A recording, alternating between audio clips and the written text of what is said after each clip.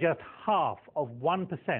That's a worrying sign in a country which, to outsiders, is sometimes presented as the boom economy in Europe. Well, the BBC's Steve Evans travelled to Bremen, a port city in Germany with higher unemployment than some parts of the old East Germany.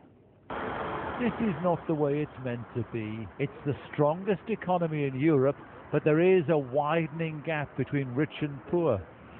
In Bremen, in the old West Germany, shipbuilders closed, the docks automated. Germany's exports to China keep the economy going much more than in other European countries. But containers don't need many people to handle them.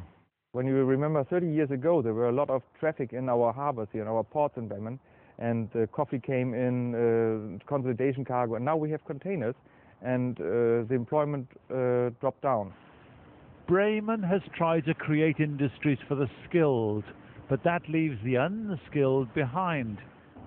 This economy remains an exporting economy, a strong economy, but even with that strength, there is a dark side as well, with high unemployment and much poverty here in Bremen.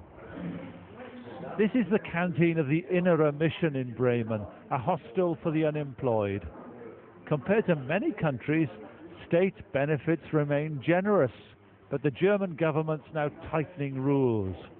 Many of the jobless came here when times were better. We lost the jobs for the people without qualification.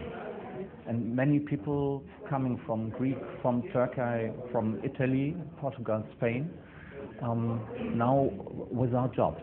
For Germans, tough times at home mean reluctance to help those abroad, like in Greece.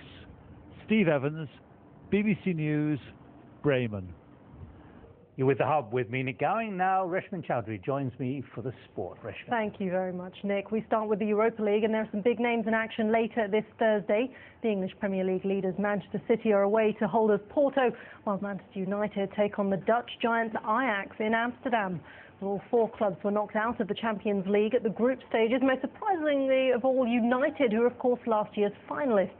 Well, you could never accuse them of lacking that winning mentality. The Europa League is one of the few pieces of silverware that manager Sir Alex Ferguson has never contested during his illustrious 25-year reign, and he quite fancies his chances of adding it to the trophy cabinet.